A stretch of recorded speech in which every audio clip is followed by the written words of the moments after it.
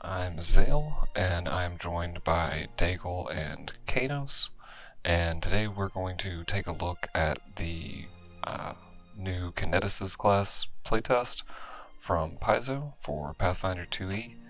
I'm going to do just a short, brief overview, and then I'm going to kick it to these guys, and they're going to tell you some ways they think that they can abuse and break this with our variant rules that we use in our campaigns.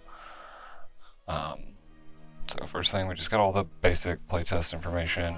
If you do this playtest, check out these surveys and respond. They do listen, and generally the things that they provide only get cooler and stronger, so yeah, go respond. Got the new Kineticist art from Wayne Reynolds, which is always cool. And then the class itself, we've got Kineticist. The power of the elements flows from within you: roaring fire, pure water, fleeting air, steadfast earth. An inner gate inextricably tied to your body channels power directly from the elemental planes, causing elements to leap to your hand, whirl around your body, and blast foes at your whim. As your connection to the planes grows, you attain true mastery over your chosen elements. Looks like key ability Constitution, 8 hit points. We'll go through the proficiencies before all this over here. Perception, expert fortitude, expert reflex, trained in will, trained in nature, trained in 3+ int, simple and unarmed, no martial by default, only light and unarmored by default, and Kineticist class DC.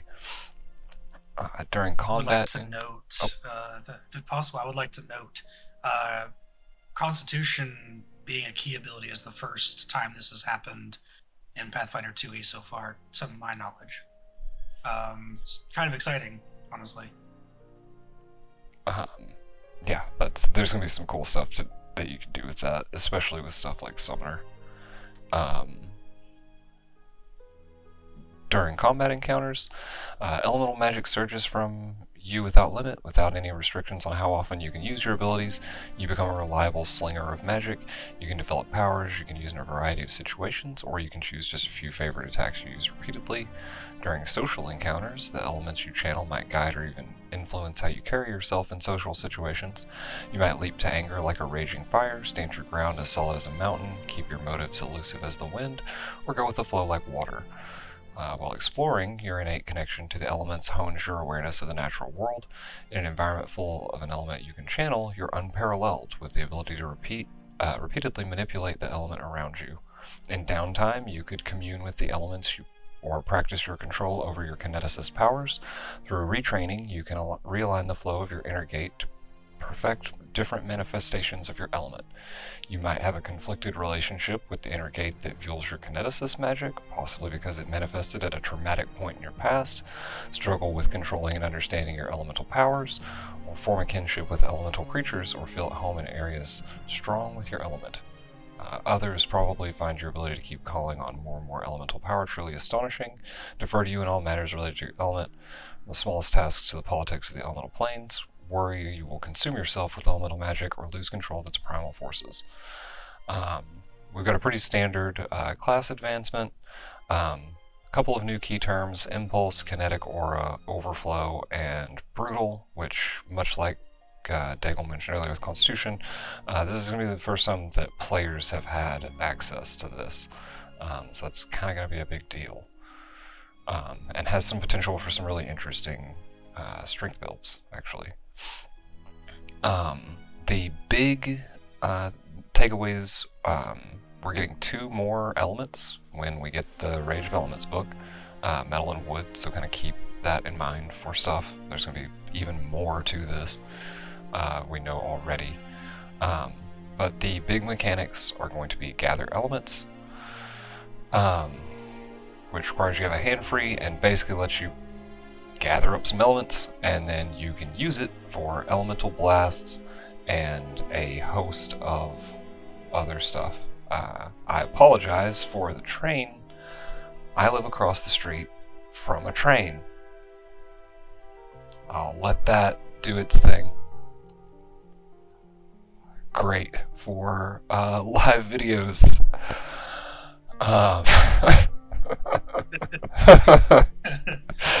Alright, so, it's always fun when it's live. We got the elemental blasts. Some important takeaways with the elemental blasts. The only one of these that's going to actually get you outside of a physical damage type is going to be fire. All the rest of these are going to be slashing, bludgeoning, so on and so forth. There's a lot of times where that fire damage is going to be good. In addition, it's agile and finesse, which is odd considering that we have access to brutal, as we mentioned earlier. But there's going to be some cool stuff with that. As the class moves on, it's only going to get cooler. It gets the ability to extract elements from elementals, adapt elements, and reshape them.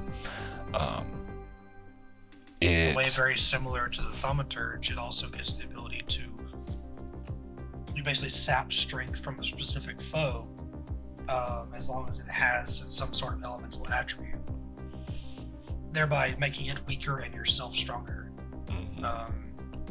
which is absolutely insane.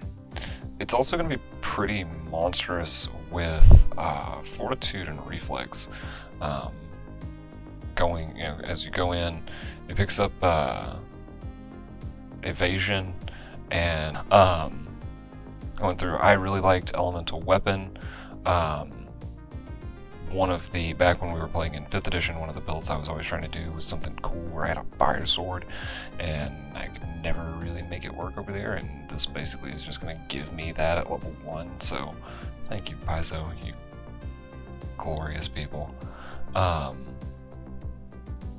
But this is going to be a high damage blaster between stuff like Blast Barrage, and later on, down here around level 10, Chain Blasts. This class is going to just crank out damage.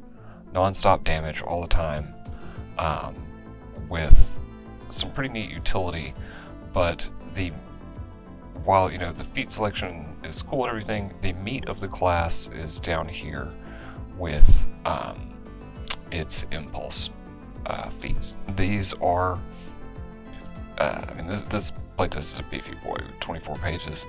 We're only on page 13, but you basically have an entire other set of class feats for each of the 4 elements they provide for the playtest: air, earth, fire, and water. Change how the class plays, change how the class works. They're kind of a mixture between subclasses and sort of like magic schools. I don't know, this class gives me very strong Avatar: The Last Airbender vibes, and that's not a complaint, that's a good thing. The reason for all this is that you can choose between dedicated gate, dual gate, or universal gate, giving you either a lot of expertise with one element or a little expertise with a lot of elements, or sort of landing somewhere in between. That's going to be everything about this class. It's going to be elemental access and then using those elements to do cool stuff, and very clearly, as they've said, we're only going to get more cool stuff with the full release. And the universal is just going to be amazingly consistent across its damage outputs, because of the fact that you get fewer impulse feats overall. However, you get access to every single element and all of that element's different types of attacks. With the right feat investment, you can hit a lot of weaknesses very easily, and just tailor your fighting style to what you're fighting, and just have consistent damage output across the board, rather than coming across 1 or 2 enemies that will stump you. And with that, let me find our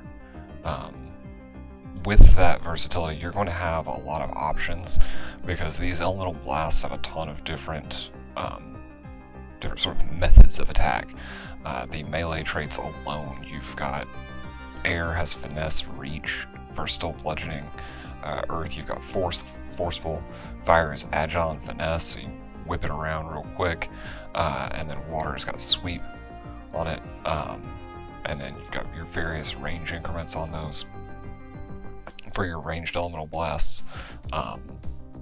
This thing's going to do damage at pretty much whatever range you want it to do damage at as well. I mean, 120 feet range increment on that air. It's only D4 slashing, but all of your elemental blasts, or versatile bludgeoning, but it's just D4 damage. But your elemental blasts, per the rules here, they benefit from everything. Benefit from all the runes granted by your hand wraps of mighty blows. So you're gonna be able to get absurd with these elemental blasts at 120 feet, or these agile ones.